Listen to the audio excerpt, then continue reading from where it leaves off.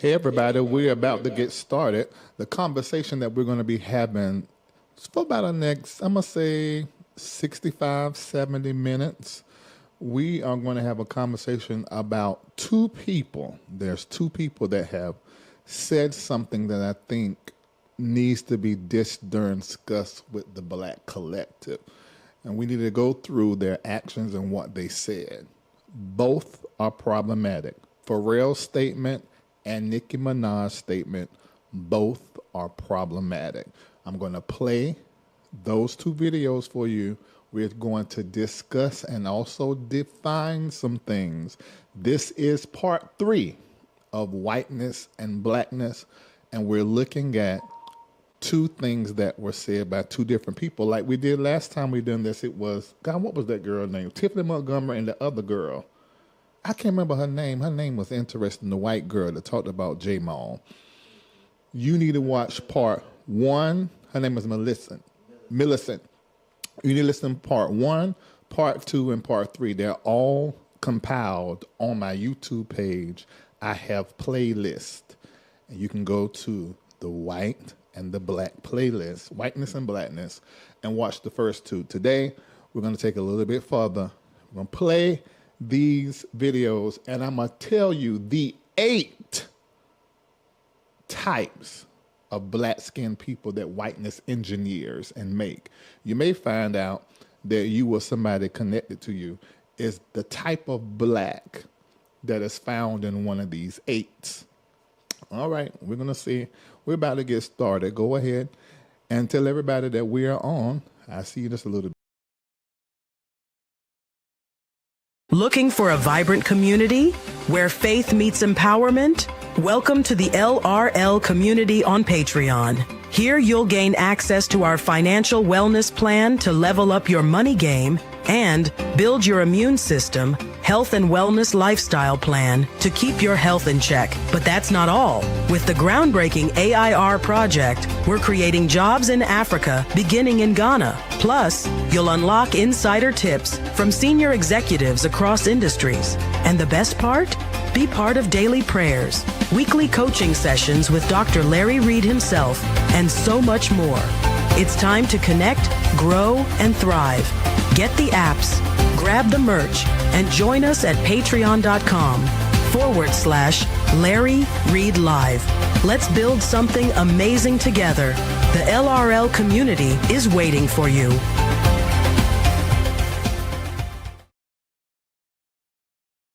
Multimedia personality, comedic commentator, songwriter, recording artist, spiritual leader, author, and actor. Larry D. Reid is the founder of the MBN Network, owner of LDR Enterprises based out of Atlanta, Georgia, and the spiritual leader of the Reformation Church of Atlanta. You can catch Larry Reid on the BET Plus original series Kingdom Business and on American Gangsta Track Queens. Streaming online at BET.plus.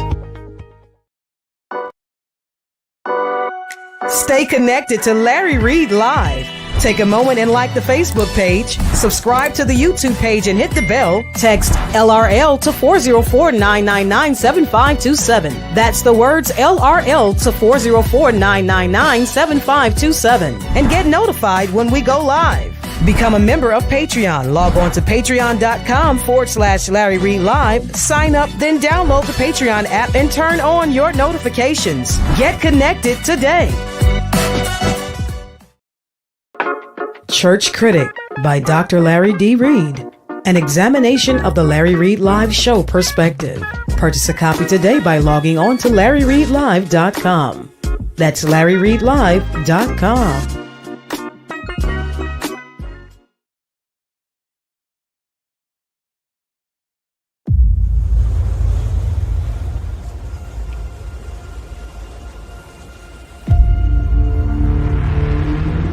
A lie has been told to you, and you have believed it.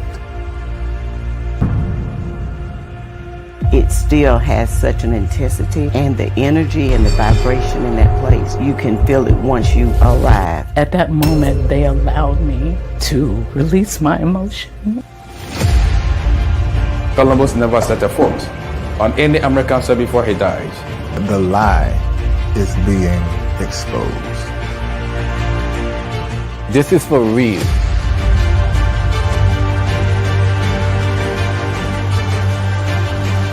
They took our strong and able people, but they could never take all Africans away. And today, we have returned in peace.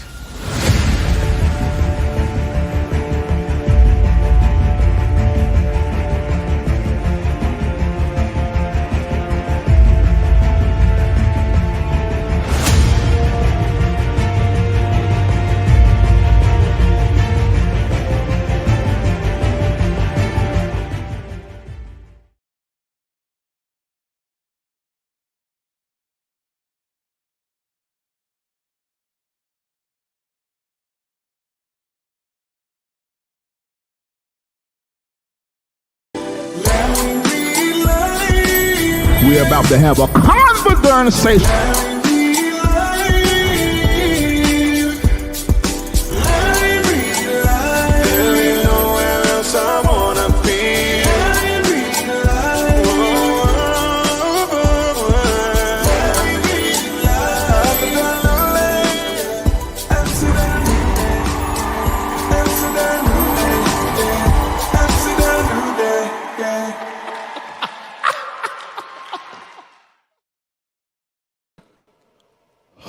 Okay, y'all, we're about to have the conversation. Absolutely. Oh, I didn't know y'all couldn't see me.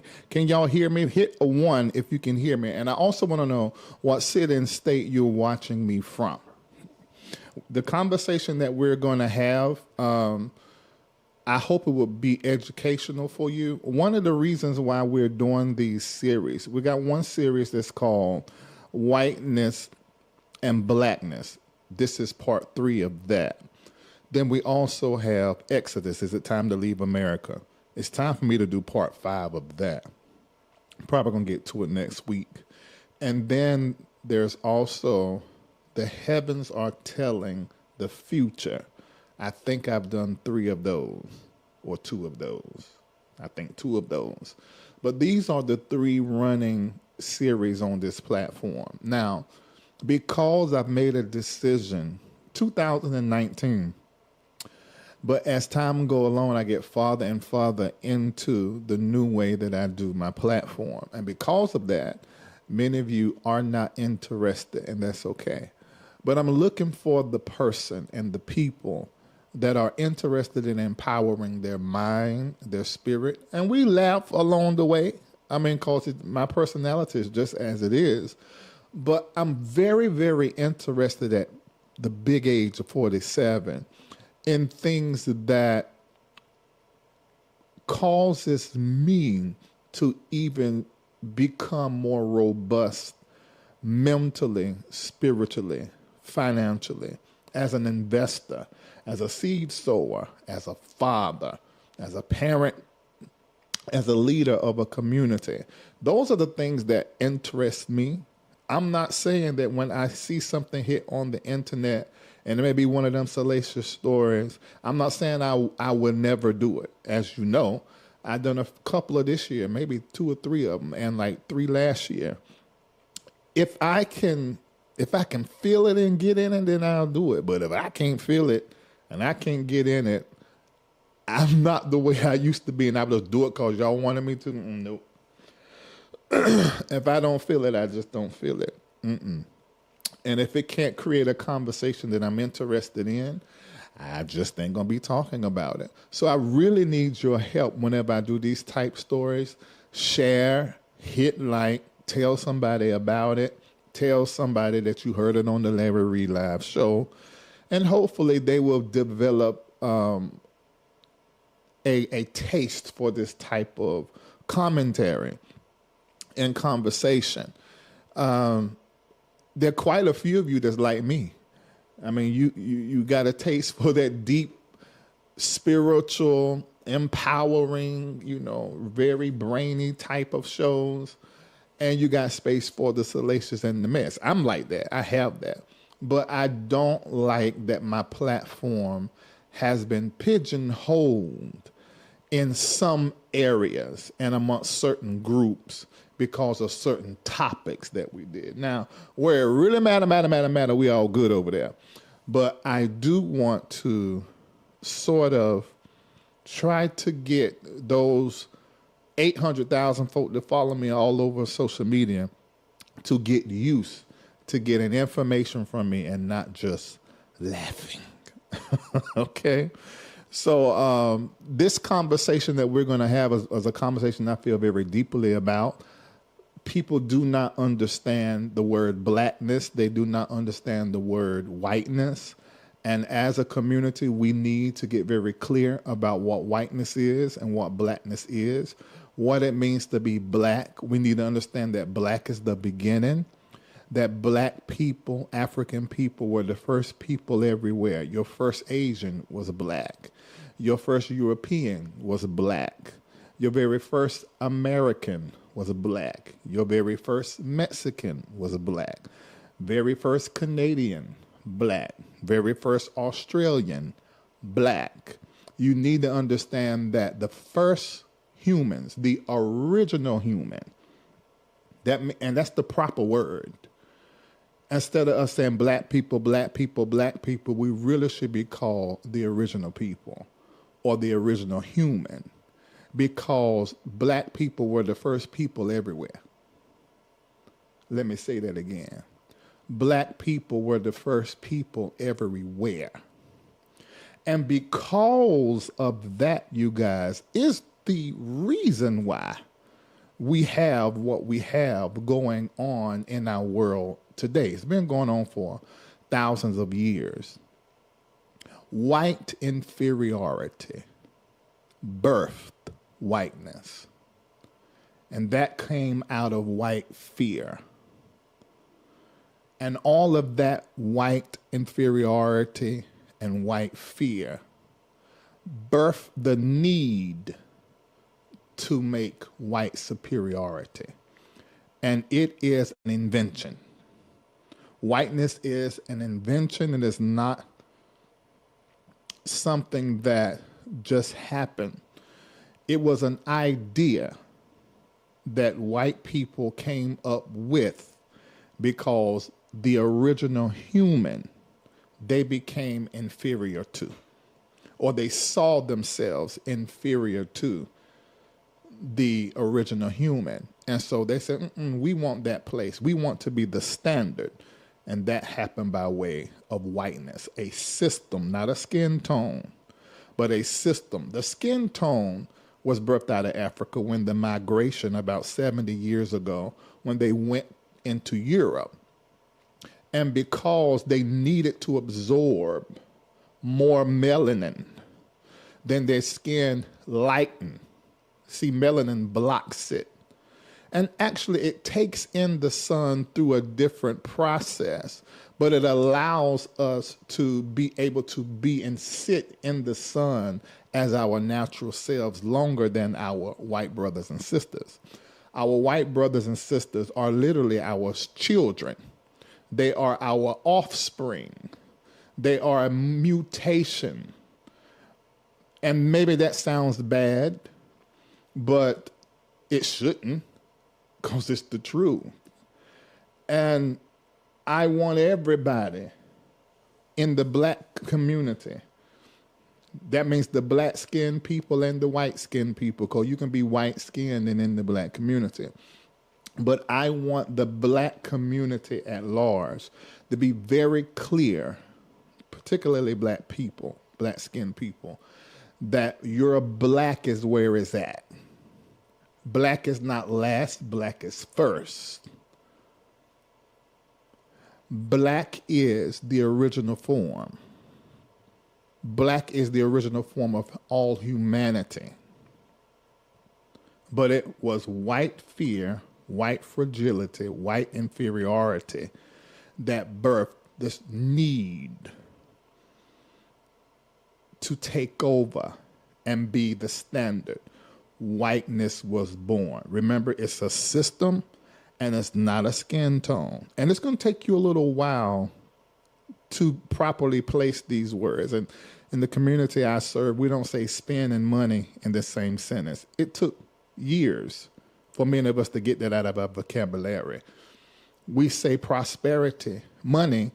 Money is the lowest form of prosperity. It took years to get our head wrapped around that because we saw prosperity as money, and it's not. It's the lowest form. It's the first lesson you got to learn in prosperity is how to handle your money. That took some years to understand that. So it's going to take some time for you to get clear. When you see a white person, that don't necessarily mean whiteness.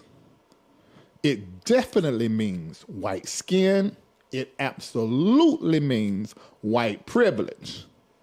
But it does not mean whiteness.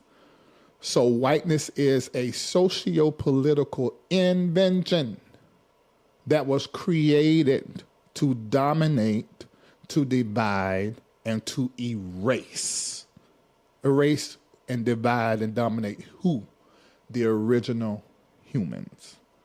The original people. Now let me look in the chat, see what y'all saying.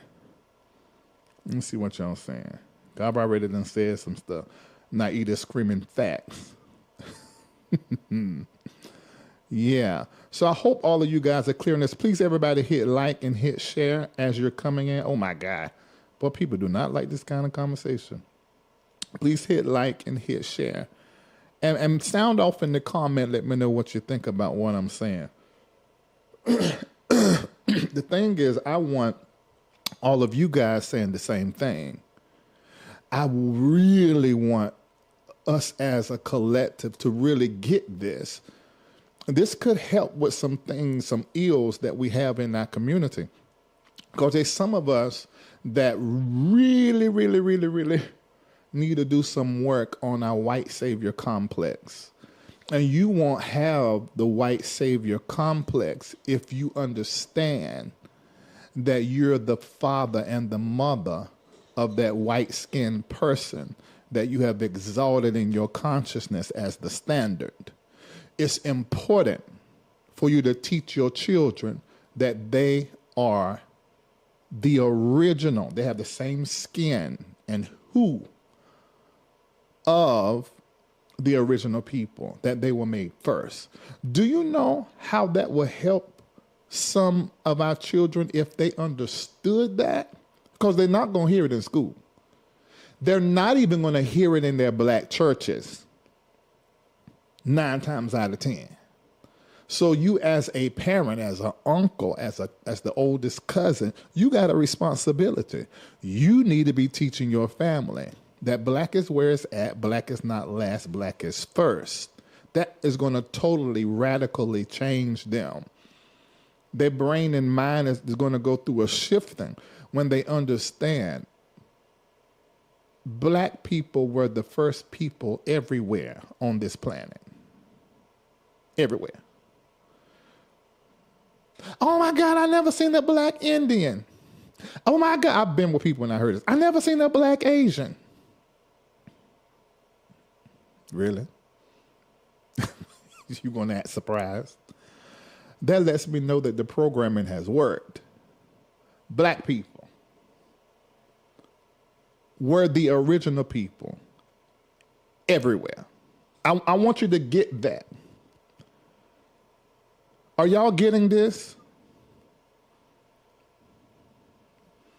The first human beings on the planet showed up in Africa. And the world was populated from the continent Africa. And to this day, the world is still being populated minerally from the continent Africa.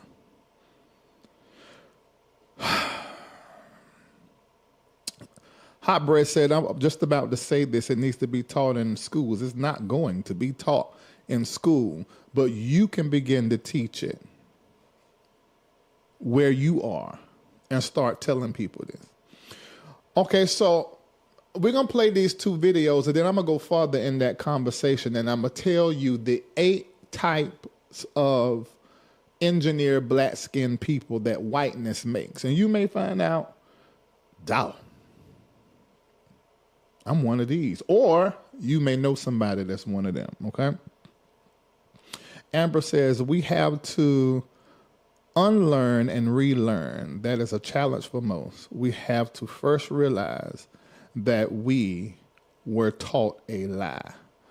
That's right, Thais. Teach one and reach one. Just start with one, a young person, and tell them, do you know that the first humans were black, and that black people are the original people and we're the first people everywhere? Do you know how that can just change their mind?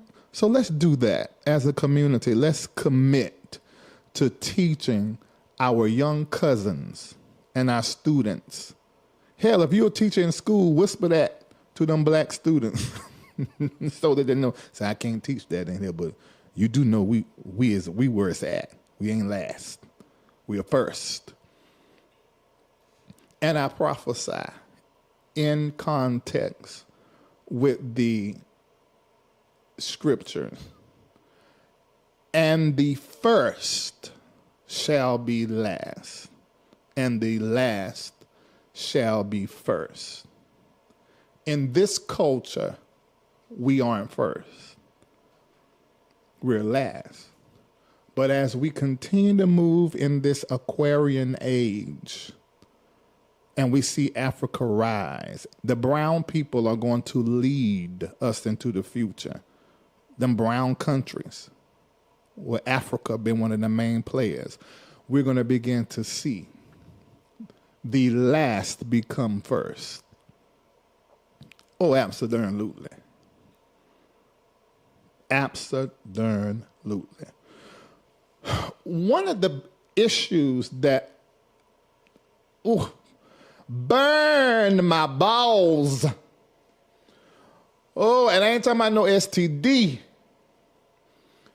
One of the things that get up under my skin and irritate all 5 nerves is when I see a black person with influence take a moment where somebody done put a mic in their mouth or gave them a platform, and that black-skinned person begins to talk like they white skin and infected with whiteness. A black-skinned person with white talking points is very interesting to me.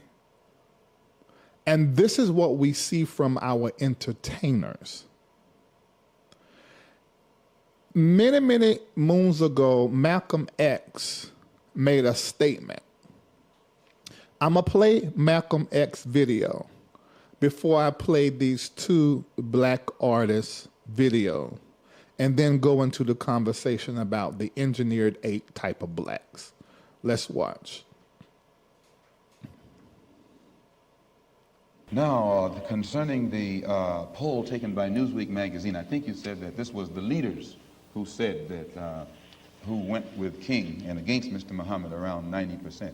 I just told you a little while ago, these leaders that they call leaders, this included Lena Horne, this included Dick Gregory, and this included comedians, comics, trumpet players, baseball players. Show me in the white community where a comedian is a white leader. Show me in the white community where a singer is a white leader, or a dancer or a trumpet player is a white leader. These aren't leaders. These are puppets and clowns that have been set up over the white community and over the black community by the white community, and have been made celebrities and usually say exactly what they know that the white man wants to hear. Did y'all hear that? Did y'all hear that? That's one of our black leaders.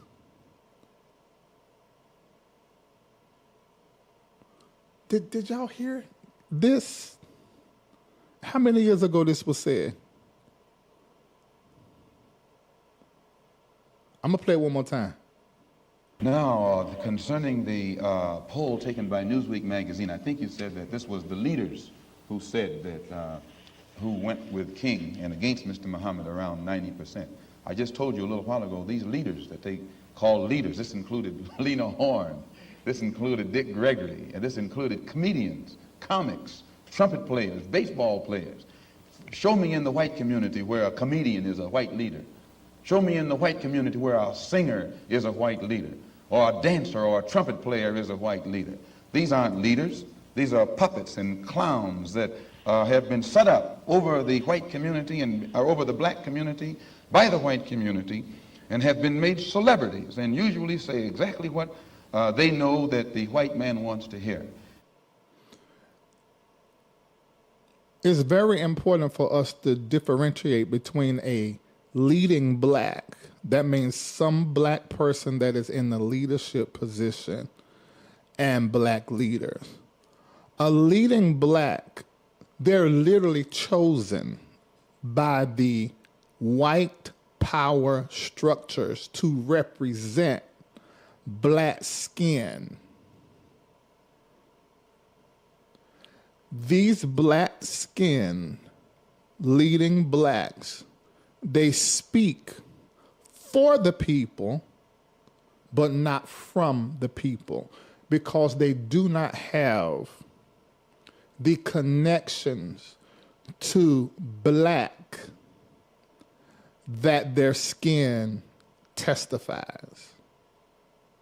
See, black is an energy, it's a political stance, it's a social stance.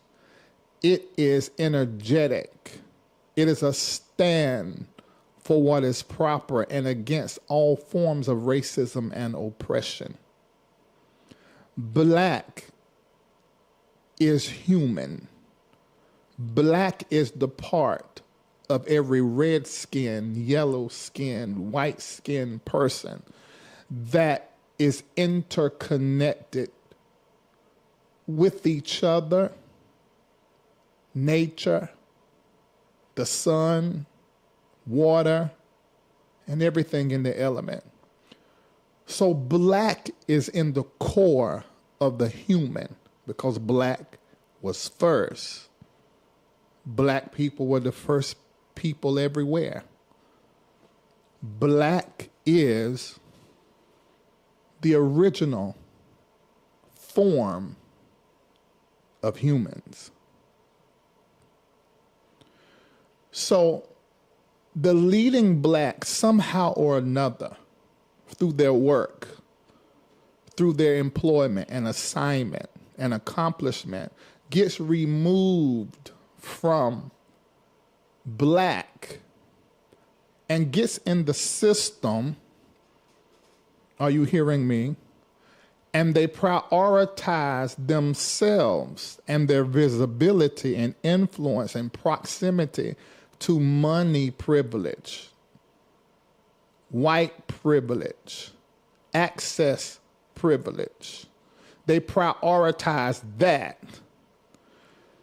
And the unlearned ear and eye may mistake them for activists, or may mistake them because that black skin is testifying that they're black. But we hear out of your mouth that your soul is no longer black, but is infected with whiteness, although you are a leading black. You feel media approved. You feel media appointed. You feel like a token. Even as a clergyman, we can't feel you're black. As a politician, we can see you have corporate handlers. That's a leading black. But a black leader serves the people's interests, even if they don't live in the neighborhood no more. They serve the people and not the system. And this is the reason why I will never be Republican or Democratic, because both sides serve the system. They serve the oligarch. The black leader speaks truth to power. even when it costs them access or if it costs them their comfort. They're going to speak truth to power.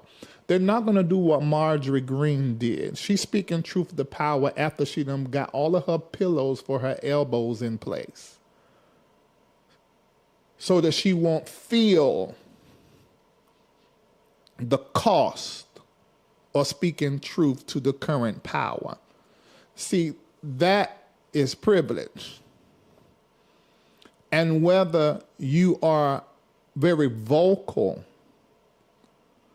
about your views or your racism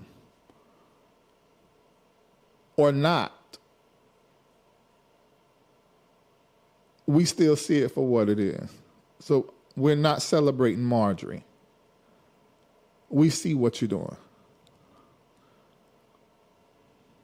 The black leader is rooted in purpose, not their position.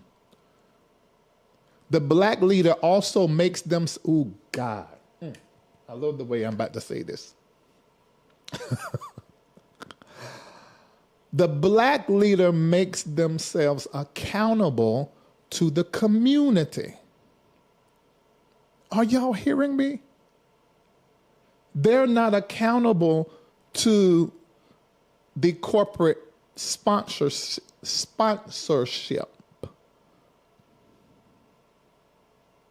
They will forego invitations and media validation to stand on a truth. As a community, we must begin to differentiate between a black leader and a leading black. Now, let me say this. Give the leading blacks time, and I got my watch set, to become black leaders, because it takes education. I just talked about Darius Daniels, who I think it was him that I seen the video I posted, him speaking truth to power. I think it was Candace Benbow. She was up here on this platform. She made a post about people calling him uneducated. I know I did.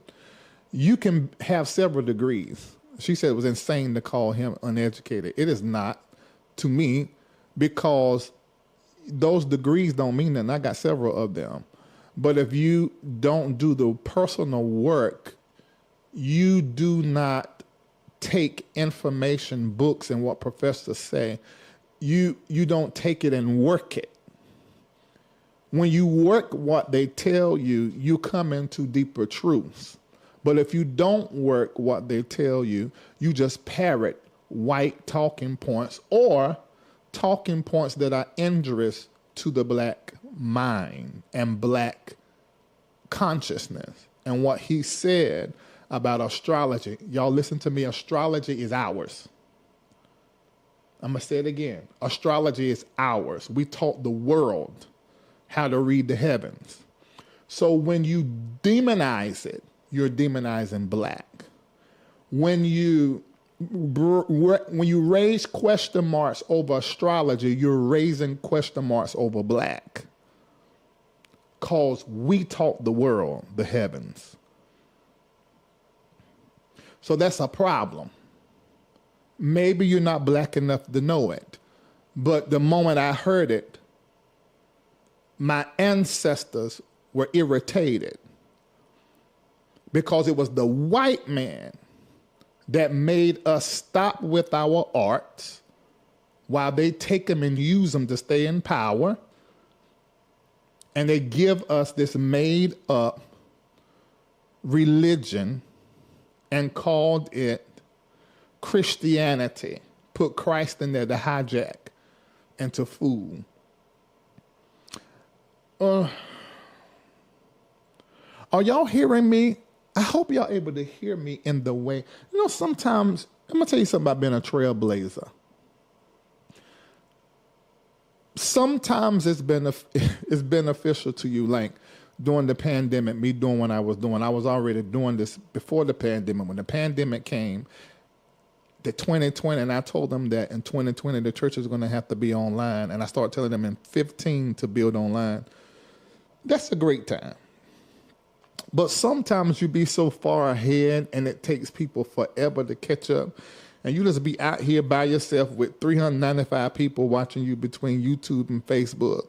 When if you just choose to do something crazy, that number would be 3,900 and something.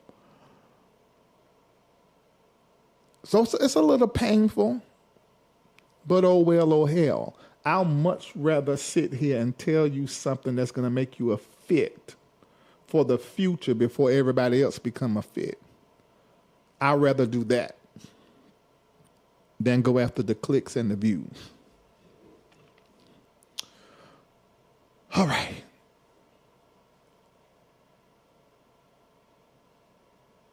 So we're clear on leading blacks. And y'all heard what he said.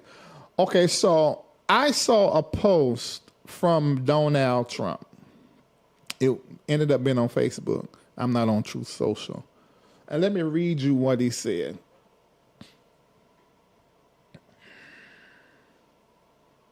Read you what he said. I think Thais texted to me. No, it's not in the show. I meant to put it in the show. I forgot. No, it's all right. I can read it. Oh my God, I don't see it. What Donald Trump posted, but I just tell you, he posted like 2 weeks ago. He posted and said that Christians were being killed in Nigeria, and how the country needs to be. They need to enter guns blazing because Christians are being killed. This is a horrible thing. Now, when I saw this, you texted to me? Okay, I'm sorry. I didn't put it in there. When I saw that, I said, did anybody see what this is? I said, they're going to try to invade Nigeria. And I posted it. Y'all, it won't even 6-7 hours. No, that's not right, Reid. I posted it the next day. Within 24 hours, I think it was, maybe 48 hours. Then Trump alluded to invading. I said the only reason why Trump would go into Nigeria is because of minerals.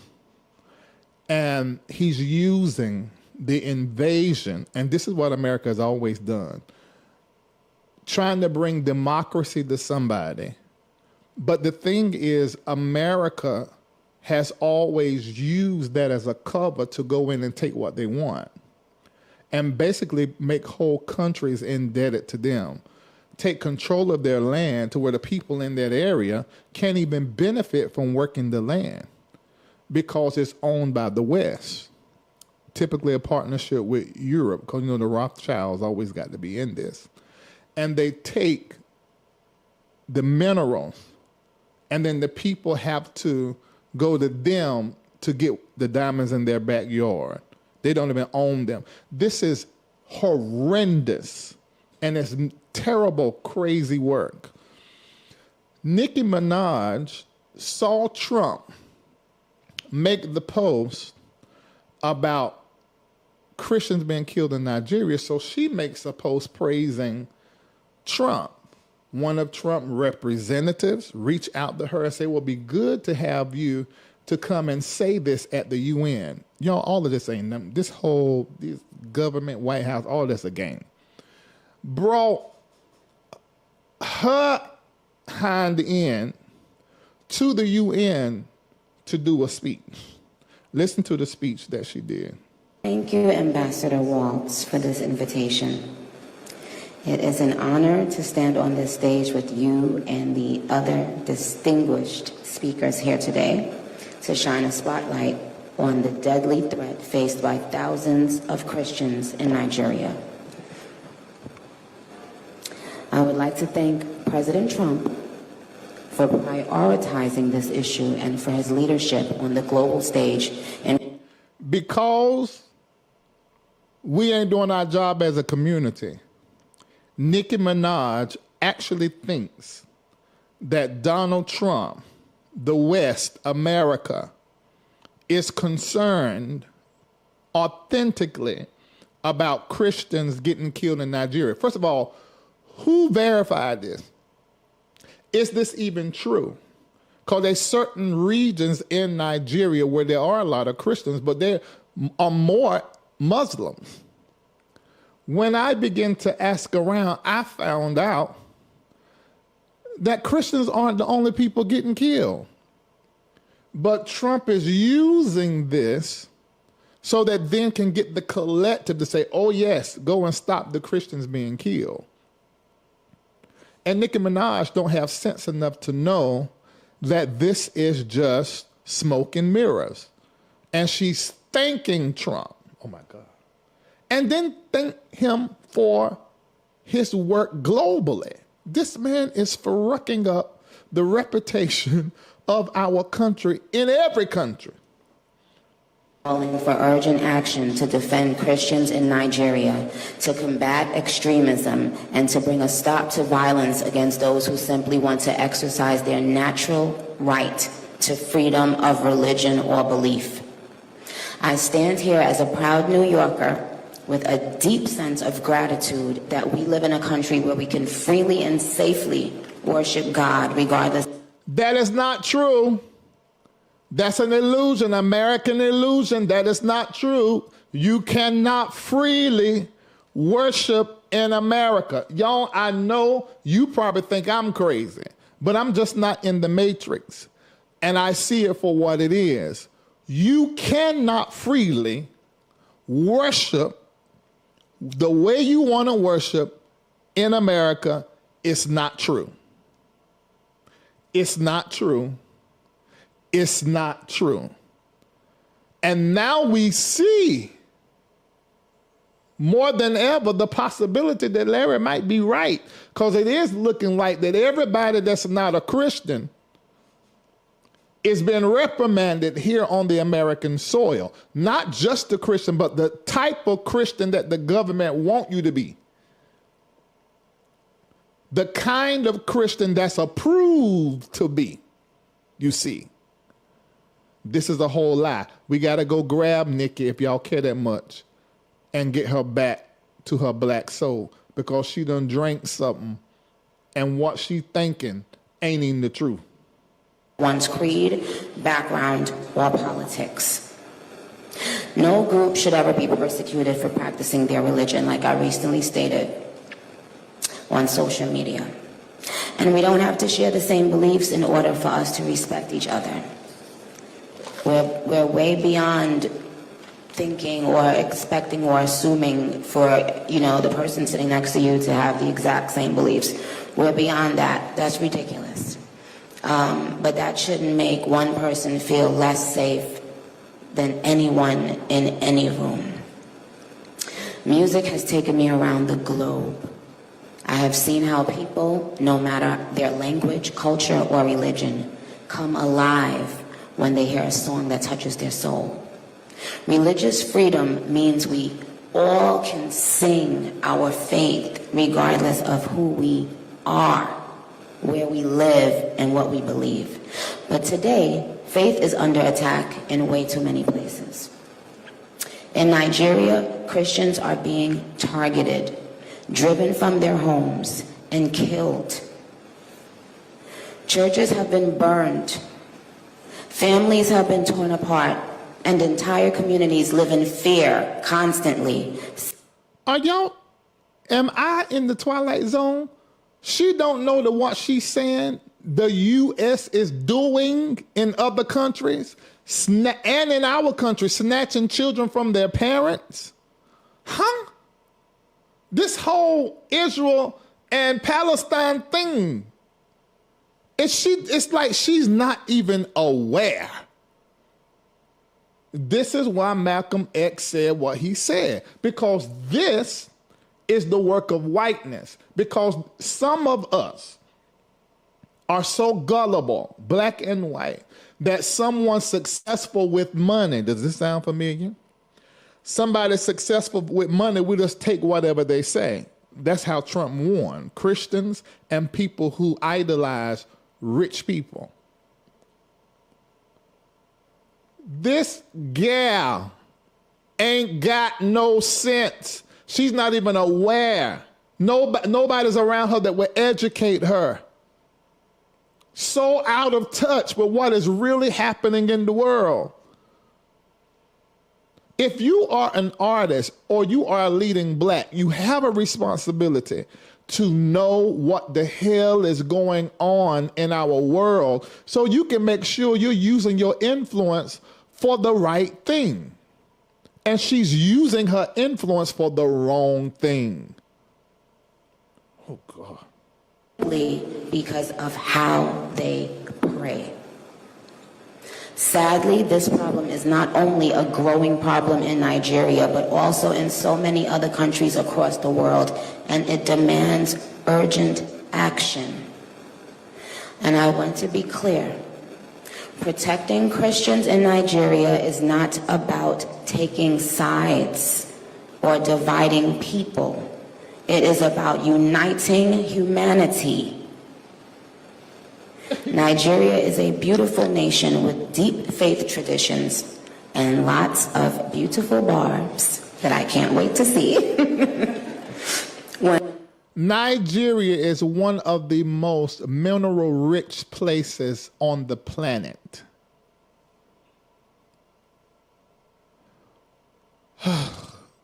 I can't take this level of stupid. I'm going to go ahead and tell the truth. When I heard about Nicki Minaj many years ago through my then wife and daughter, and I listened to her music, I thought it was lame until I heard one song and she was doing this quick rapping. I said, that girl good. The way she was doing that quick, because that's her thing. But when she rapped in regular 1x speed, is very corny to me. So let me be the first to say, I don't know her ministry. I can't say that I like her. I can't say that I hate her. But this right here makes me have no respect for her as a black woman who don't know her community. I can't. One's church, mosque, or place of worship is destroyed, everyone's heart should break just a little bit. And the foundation of the United Nations, with its core mandate to ensure peace and security, should shake.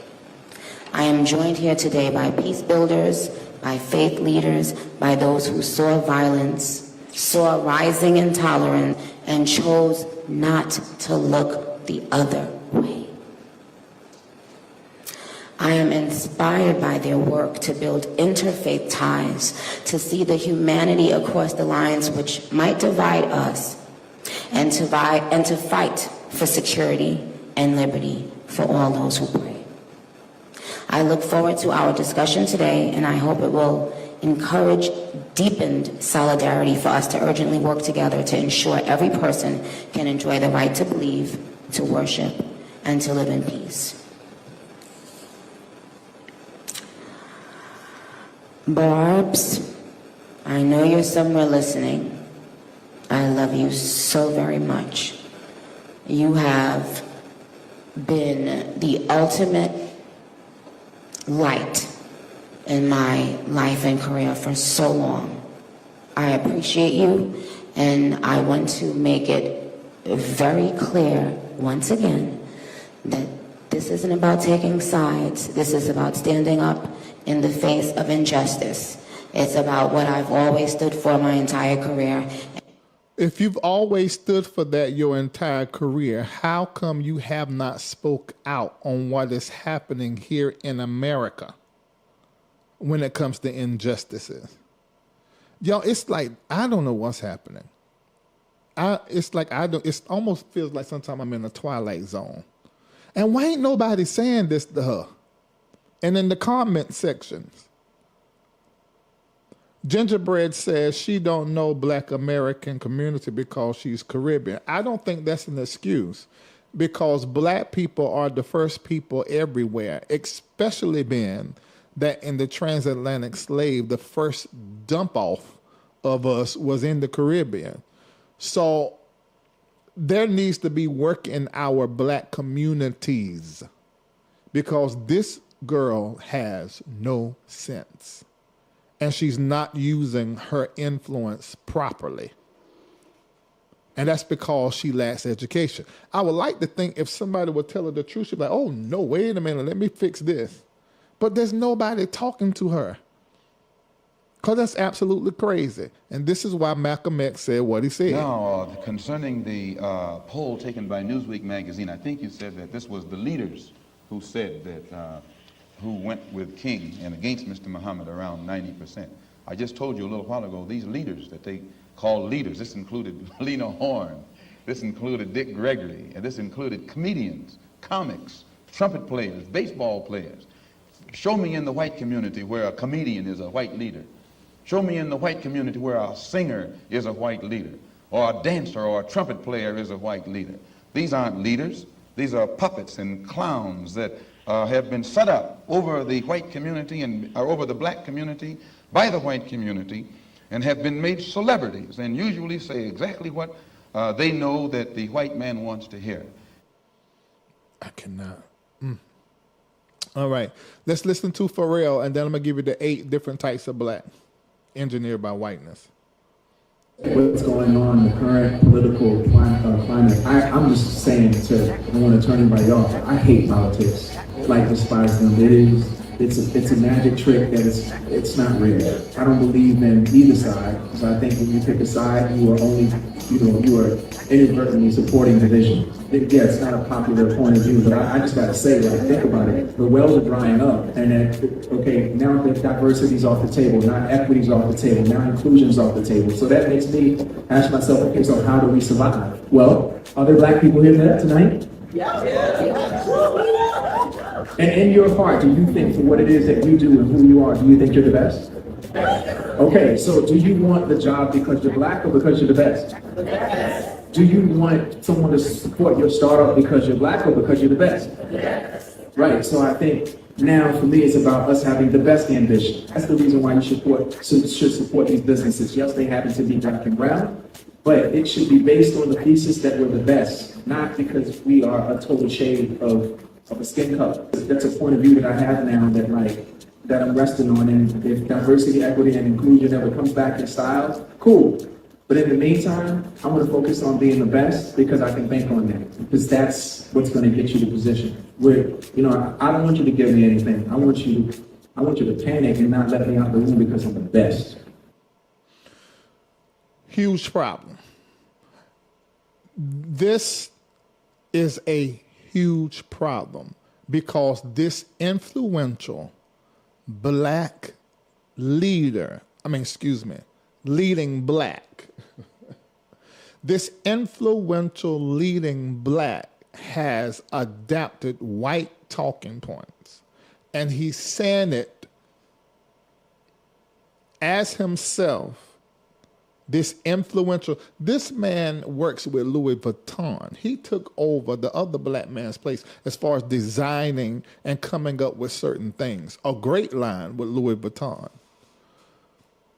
But to hear him as a powerful leading black say that diversity, equity, and inclusion really don't matter to him, and that he hates politics, that's problematic. And then for him to coerce the crowd in the craziness and saying, do you want the job because you're black? Are you going to support the business because they're black skin? Or you're going to support the business and you want the job because you're the best? And he says this on the platform as a leading black to everyone. Problem. Now you are going to be the reference that whiteness uses to excuse the dismissal of diversity, equity, and inclusion. This is an uneducated black. What do you mean, Larry? He's not been educated about his posture and position that he's supposed to have in the black community. This goes back to how leading blacks speak for us, but not from us, because he's in a space to where his money, and let's tell the truth, he is very light skinned and fair skinned. So there's privilege that is talking here, because he wants to be the best. Well, being the best is not enough. We all know the best pilots are black, the best doctors are black, the best lawyers are black. Larry, how can you say that? Because of skin color? Yes. If they're in this country, and probably many other countries as well, we have to be better to be treated anywhere near equal. So when you see a black pilot, when you see a black artist, when you see a black designer and business owner, you need to know that they had to be way better than the white business, the white entrepreneur, the white-skinned person in that industry to get treated near fair or to be given an opportunity. We always been the best, Pharrell, but because of the system, we have not been given the opportunity. Even with DEI in place, it didn't benefit us at the level that it benefited white women. Yo, this is a problem.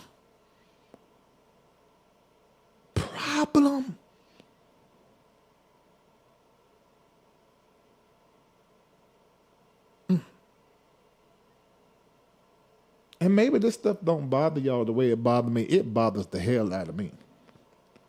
Because this is what makes my job so difficult when it comes to coaching the black mind.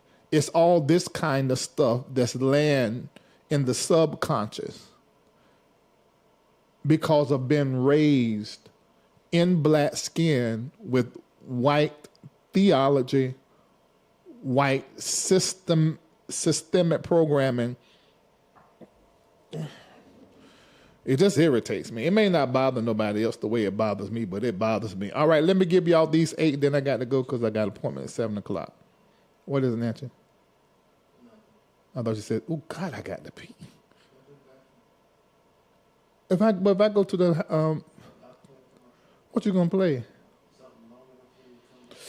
Maybe I can hold it. Can I go pee? I know you probably need to go get my charger too.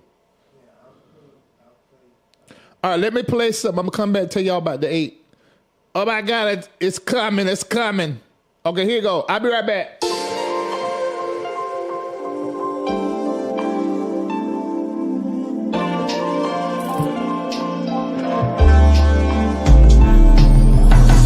know what is this that I feel, but it's really real. A little too much for me. Wanna thank you for the life you give me. Steps I take really is amazing to me. Always there for me. God, it really don't play about me. Don't play about me. God really don't play about me. God really don't play about me. No, he really don't play about me. Really don't play about me. God really don't play about me. No, he really don't play about me.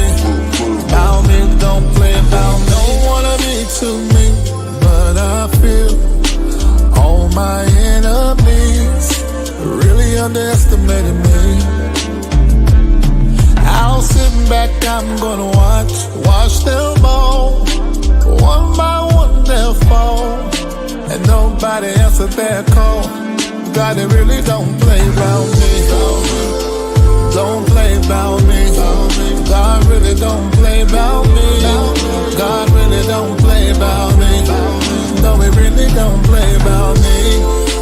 Really don't play about me. God really don't play about me. No, he really don't play about me. God, it really don't play about me. Don't play about me. God really don't play about me. God really don't play about me. No, he really don't play about me. Really don't play about me. God really don't play about. All right, I'm back. Ooh, Jesus, that felt like that my lungs were filling up with pee.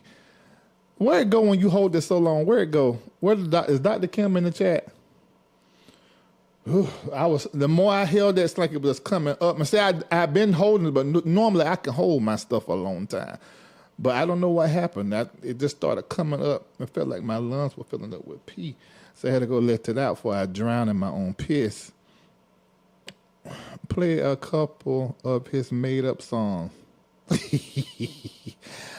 Paper Bible say, where it go when we hold our pee, Dr. Kim? What's happening? Because I felt like my lungs was getting filled up with pee, but I would like to think that wasn't happening. But it felt like it was coming up in my chest. Say again. We're not supposed to hold our stuff. You yelled to go pee, Uncle? We ain't sung Paper Bible Say in a long time. Nancy, you want to come help me with it? You got to come over here, though, because they can't hear you. When you going to set your mic up over there? It was never set up. I said, when are you going to set up your mic over there? Oh, Lord. All right, I'm going to sing Paper Bible saying, I am. Oh, my God. Oh, my Jesus. I am. Can y'all hear him before we go forward with this rendition? And can you sing it? Don't you making this a country song? I need for you to sing it like you black. Now, I am. I don't want it to be a country song. I want it to be a black churchy song. Y'all can hear it. Okay. I am. I can't help my accent. Why you say I am? It's one word, not two. It's my accent. It's am, not I am. I am. Let's try it again. And can you clap your hands? I need a little beat, percussion. Oh my God, you turning into a country song and I'm tickled. Lord have mercy. Oh, Jesus. Okay. Oh, y'all can see Kim the head. Oh, come on. No, now they can't, because that's the wrong shot. We see in the other shot. I am. Oh, Paper Bible saved I am. Oh, Paper Bible say, from the crown of my head to the sole of my feet, I am. The Bible say, you're supposed to join in that part. It's a congregational song. You raised in white church?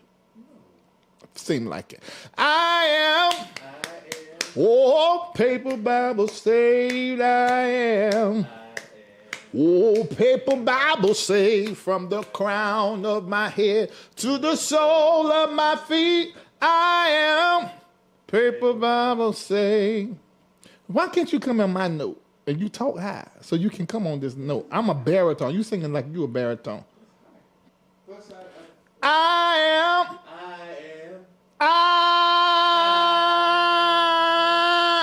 Bring your voice up. There you go.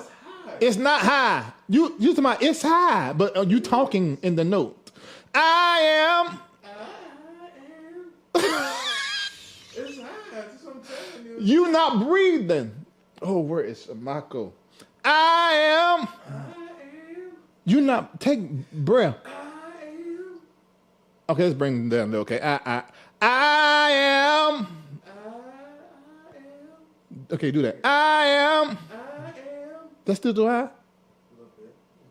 You don't know how to breathe. I am. I just know I. Okay, you got it. I am. What? You went down. This is the same key. I am. Okay, I am. Right. Paper Bible saved I am. All right, you just go back over there, hit buttons, nothing. Ooh, Jesus Christ. I don't, but you played the keyboard. understand what is happening. Not all pianos. You know what? I know what the problem is. This is a black song. Kendall did his ancestry, and it goes back to a white European. Now we understand. That's right. It goes back to a white European. It's truth. That's the reason why you can't sing this song. Thank you. Constance in the chat, protecting you. Well, you're not here, Constance, so you can't save them from me. But no, I'm trying to help them though, because it's not right. That's not right. Okay, all right. Y'all ready to find out whether this is you or not? 8 engineered types of black-skinned people that whiteness makes. I'm going to put this in the chat. I want you to make your list somewhere. But at the top of your paper, make sure you put this right here. Put this at the top of your paper. Go about to talk about it. Are y'all ready? Let me know in the chat if you're ready or not. I'm going to be done in about 15 minutes. Oh, Jesus. Please hit like and share if you're watching.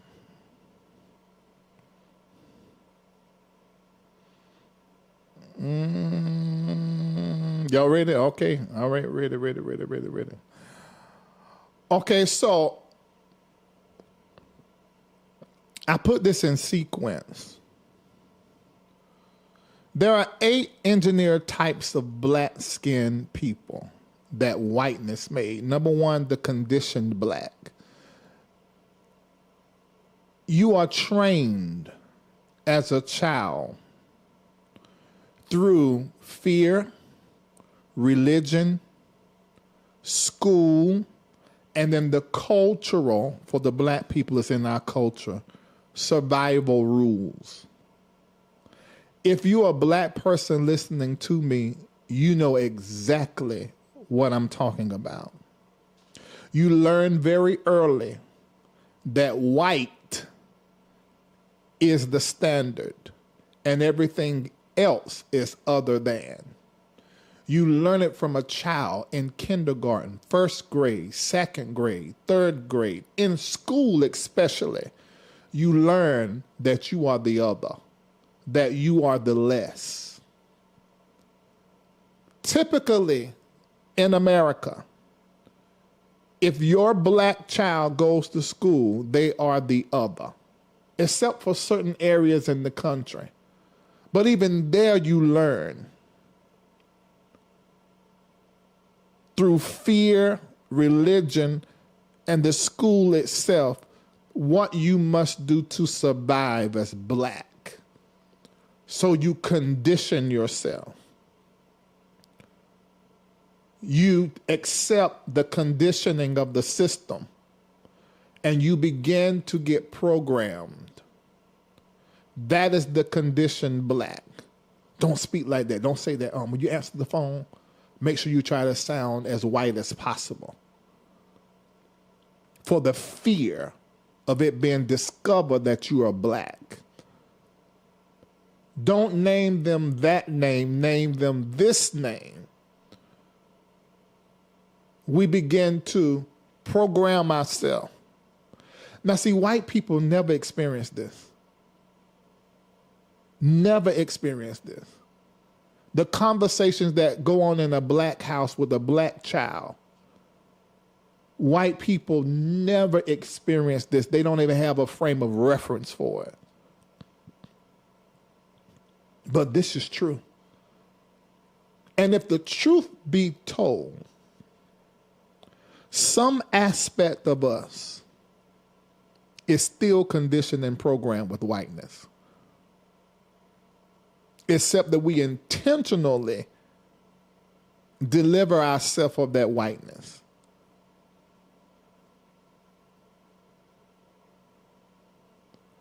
Second kind of engineered black-skinned person that whiteness makes is the compliant black. I often say the cooperative black. And this is the conditioning that produces compliance. We keep peace at the cost of our identity. It's where the whole hands up, don't shoot come from. Put hands up in the air. It is something that we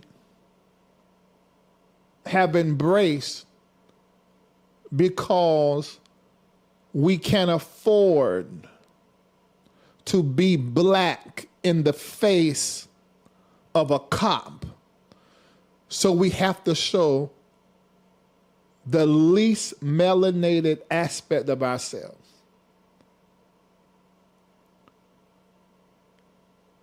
To show the part of us that's almost white.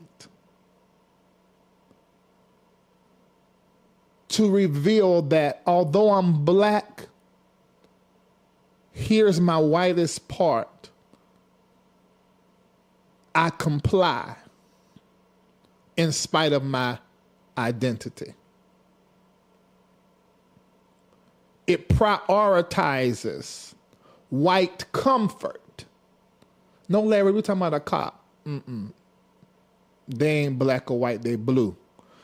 It prioritizes white comfort, because you got to understand the blue is white.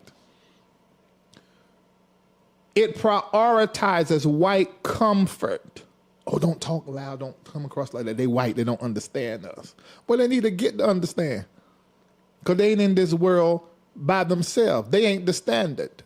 I am the original human. I am the original people. We are silent as a survival tactic. We turn it down. That's a compliant black. Number 3, the assimilated black.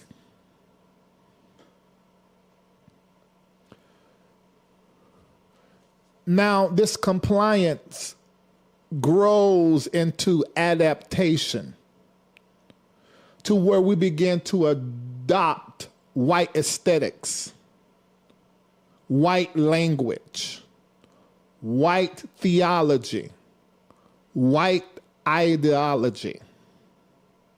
I'm Christian before I'm black. My nose is too big. I want to get a nose job. My skin is so dark, I want to bleach it. My hair is so coarse, I want to straighten it.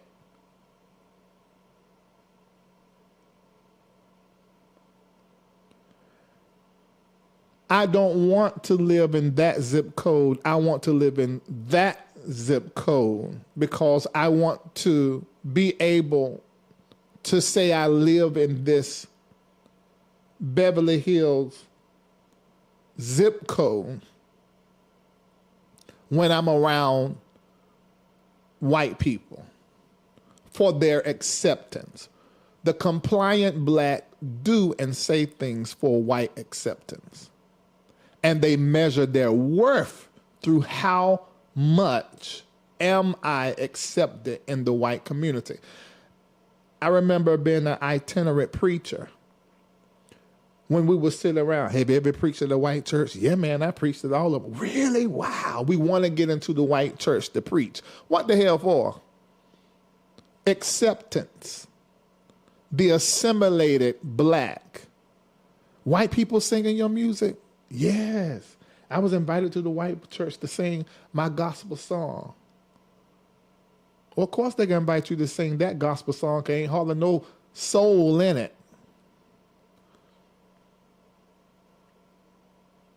So, 8 types of black engineered by whiteness. Number 1, the conditioned black. Number 2, the compliant black.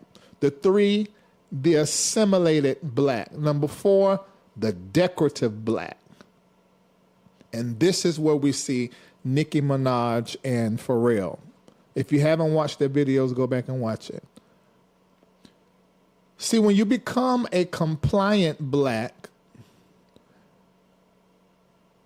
and you begin to assimilate, then you're rewarded by the system. And you're used for optics. And this is how Nicki Minaj was used. So there's representation, but you don't have no authority. The black people in your church, white pastor, and they're on your praise team, but they don't have decision-making power.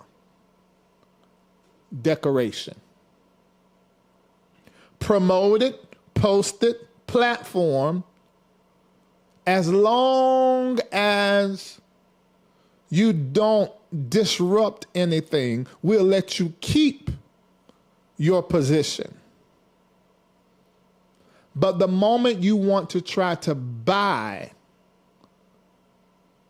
NBC, okay, it's time to come up with some charges.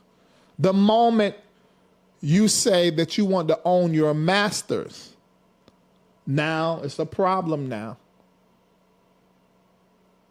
Now we've got to create something around your name and get your community to hate you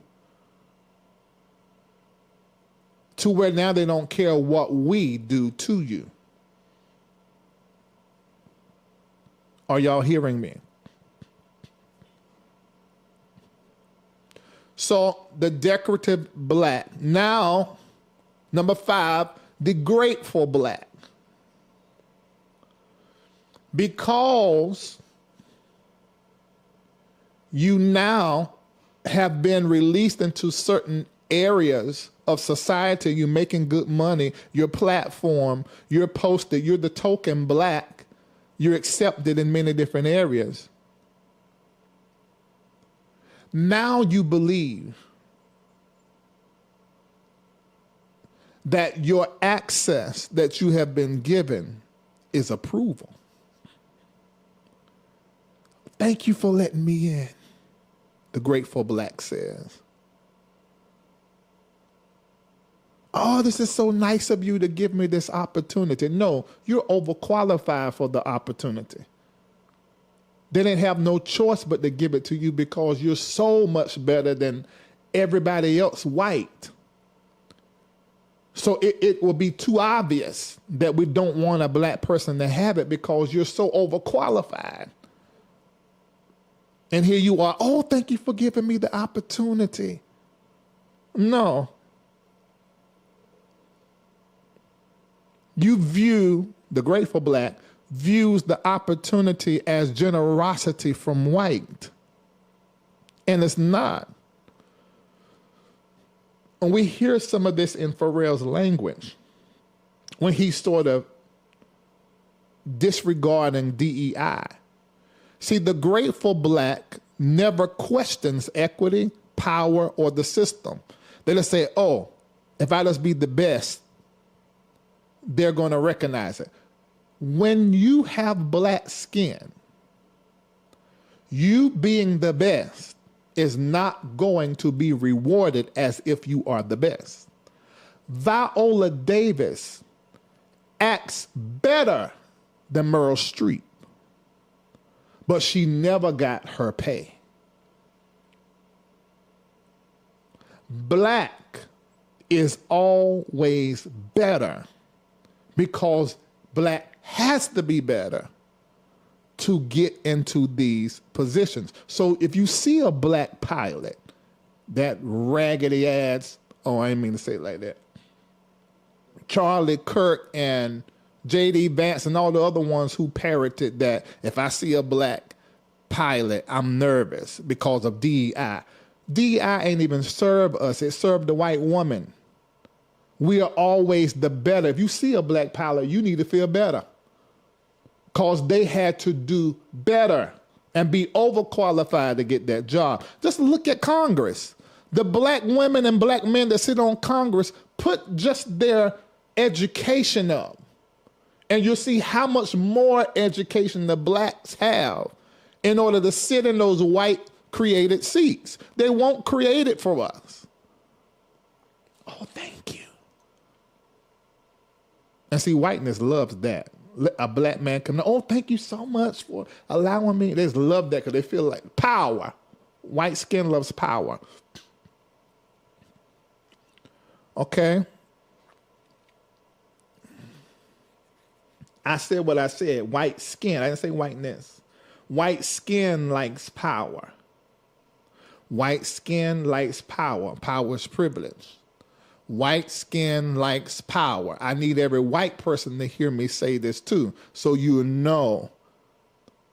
Because you got to remember who your ancestors were. Not all of your ancestors, but the majority of your ancestors. They praised and worshiped their white skin. You do not need to see your white skin as something horrible, but you do need to see your white skin as it is. Your white skin is power. And it's a power I do not have. And at this time, I will never be able to get it. There's coming a time when my skin will be back in its rightful place. And we're going to show white-skinned people how to be in power without evil, without ego.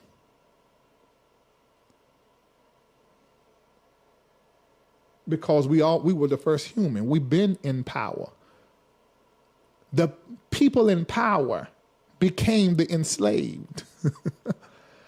How did that happen? Because we're lovers by nature. We're kind and givers by nature. So when you see us or killing other, or fighting and boisterous and mean and heartless, that's whiteness. That's the result of whiteness and racism. That is not our nature. That's the nature of the oppressor. And see, these are the kind of conversations. We need a global black town hall meeting so we get clear on who we are. We're mistaking each other for something that is not even the truth of our core. And we got to heal our community because we have embraced a spirit that is on this planet that isn't even us. The grateful black, now number 6, the policed black. Now, I want you to understand that when that grateful black that's so thankful for letting him in is no longer useful, and the usefulness runs out, or if they begin to say and do things that ain't on white script, it's time to police that black. Over surveillance, looking over your shoulder, over discipline. The teacher always calling you about your child. Overstopped profiling. Cops always pulling you because you got dark windows and you black. And it's a nice car. If you move into the neighborhood, what you do, you must be an entertainer. You must be a singer.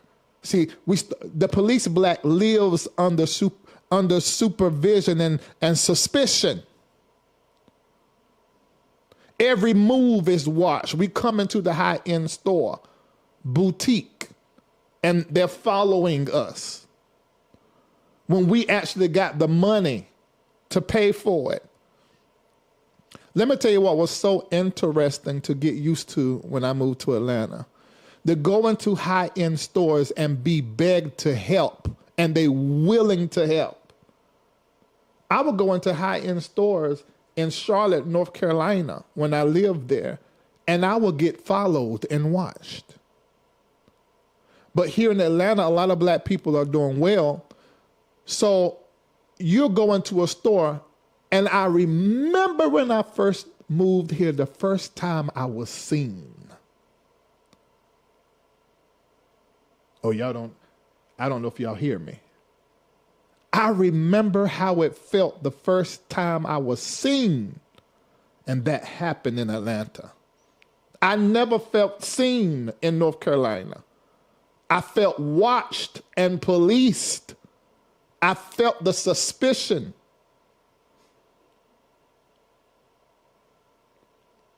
I felt like I was policed. But I remember when I moved to Atlanta, the first time I was seen. And I'm like, so this is the way regular people feel? Regular people now, white. You see that? How I was thinking? Because that's the measure. When it was never the measure. That happened through whiteness. That socio-political invention created to dominate and divide and erase black and brown. It's the spirit of erasure. So I didn't feel like I was seen. But I remember when I came to Atlanta and the first time I felt seen. All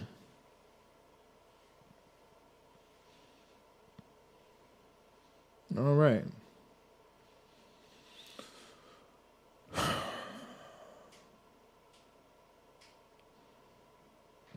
All right, let's go to the next one. We're number 6 with police black. Let's go to the contained black.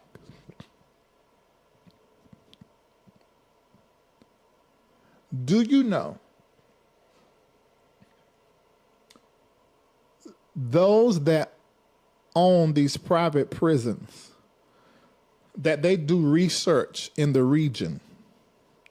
They research the school. They research what people normally make in that area. They research how many single family black and brown homes is in the area. And from that data and much more, they choose where to put their prisons. They look at the school, the teaching that goes on at that school, the teachers, the pedigree, all of that they use to determine where they put their prisons.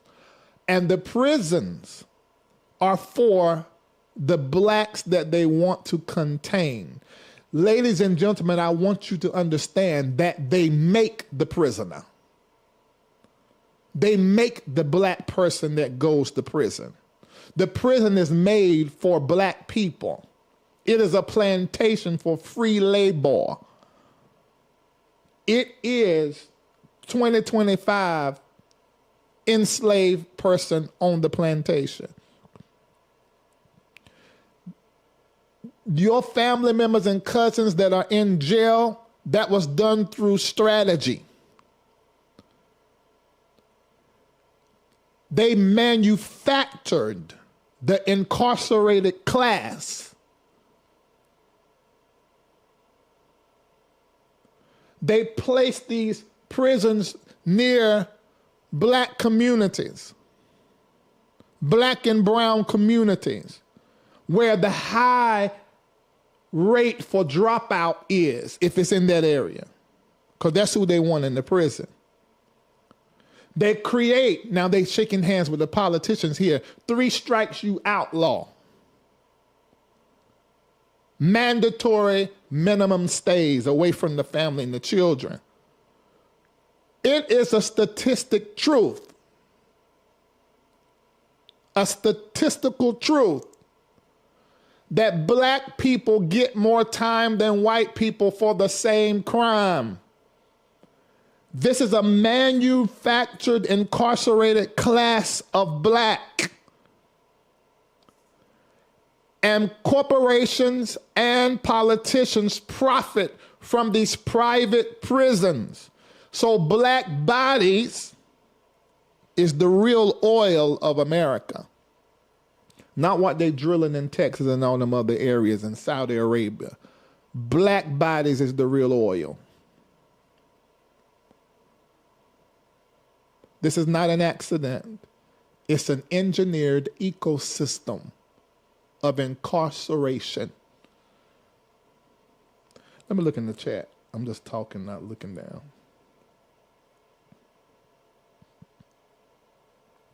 Sister B's on Mars, there are black men who operate as stepping fetchers to try to hinder black people on the come up. Absolutely.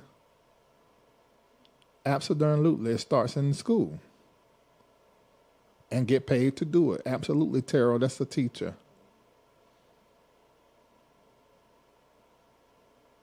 Mm-hmm.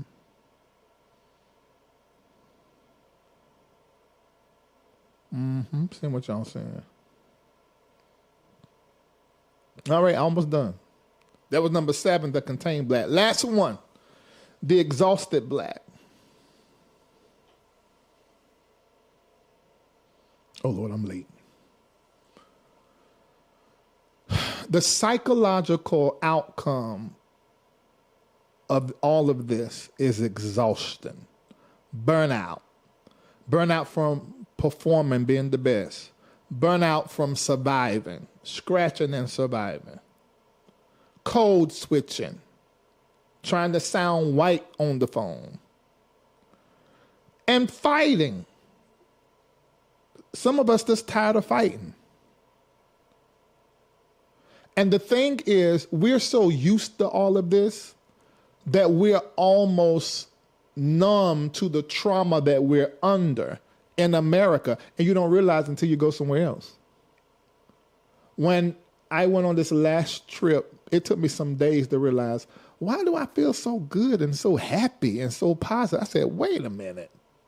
I'm not under all that pressure. Everybody is speaking and embracing and talking, and you're not meeting a stranger. Everybody has health care.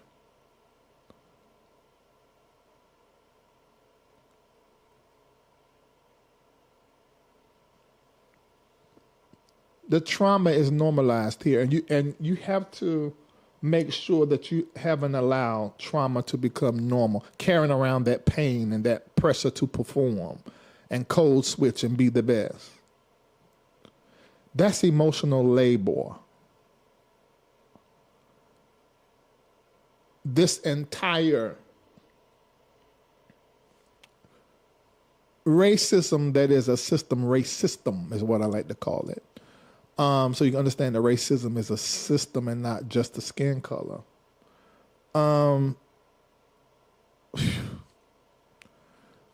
The whole system is propped up by black bodies. And we're tired. And we're not accepting any of this anymore. We are embracing who we know we are, and we are going about things differently, moving forward. All right? Tired. Cleo Falker said this needs to go global. But you know it's not messy enough. But you can make it global. One by one. There are 454 people here. One by one. See, when I'm doing something else, it can be thousands. But I know the power of small, because small is the new big. If every last one of you commit in your life, some of the things I was saying to you to say to each other, and you do that, yeah, we're going to be all right sooner than later. But everybody got to commit to doing the work and teaching those right around you. Okay? It almost literally killed me. I was diagnosed with high blood pressure and diabetes under my former school district. I was sick and tired. I left that toxic environment, and now I have neither. You see? Thank you for that. That's encouraging, because them numbers ain't. When you're used to thousands upon thousands. I was diagnosed with an autoimmune disorder due to stress. You see?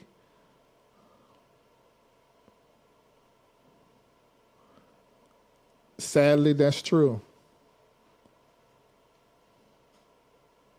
Thank you. All right. I think I did my part. If you enjoyed this teaching, conversation, and I guess it was a teaching as well, make sure you take a moment and just bless the MBN network and make the MBN network lucrative. On the left, that goes to Dr. Larry DeRees Ministries. In essence, it goes directly to me. On the right, it goes to the ministry. $11.11. 1111. Thank you for writing this out. Thank you, Brenda. These are the 8 engineered types of black that Whiteness engineers.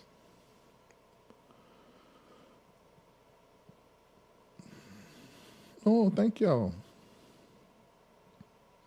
Kendall says, so I need to ponder on what black I am.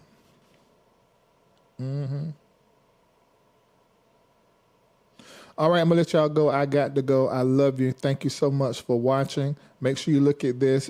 Please don't rob me. Oh, please don't rob me. Support the platform. $11.11 or any version of it. Any version of it. $11.11. And I want you to call it some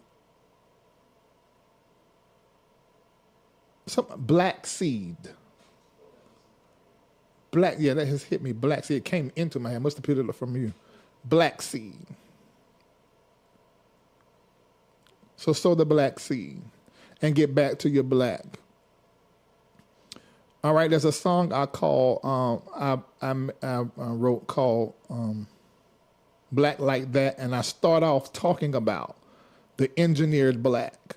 So I'm gonna play that for you if I can find it. Look like it ain't in him. Oh yes, it is. I see it. All right. See you later. God bless. I'll be looking for the 1111. Those of you that support with the 1111, your name will be posted tomorrow in the Patreon. We always post every donation and acknowledge it. Okay? God bless you. Share this with people. I'll see you later. There is a black that Whiteness makes. Black skinned people with white souls. I'm a different kind of black. I'm Martin Luther King, Malcolm X, Kwame Nkrumah, Patrice Lumumba, Marcus Garvey, and Gaddafi black. I'm black like that.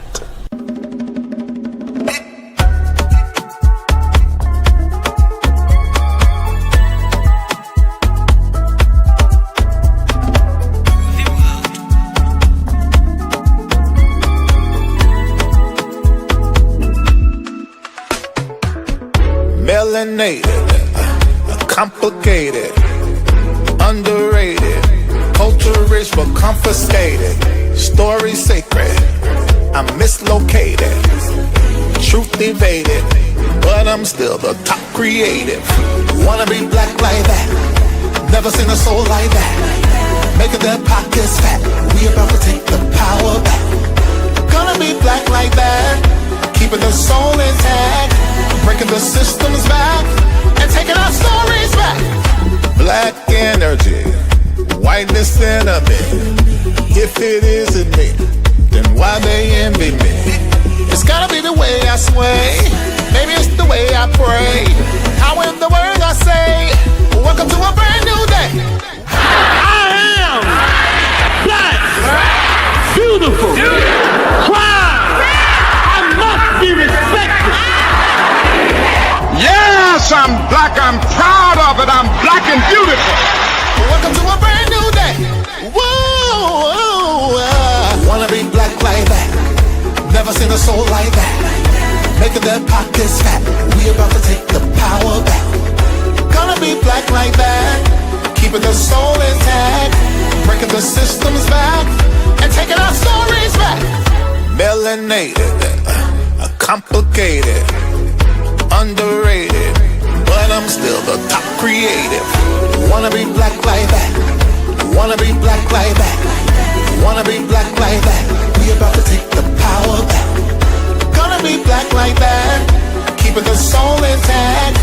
breaking the systems back and taking our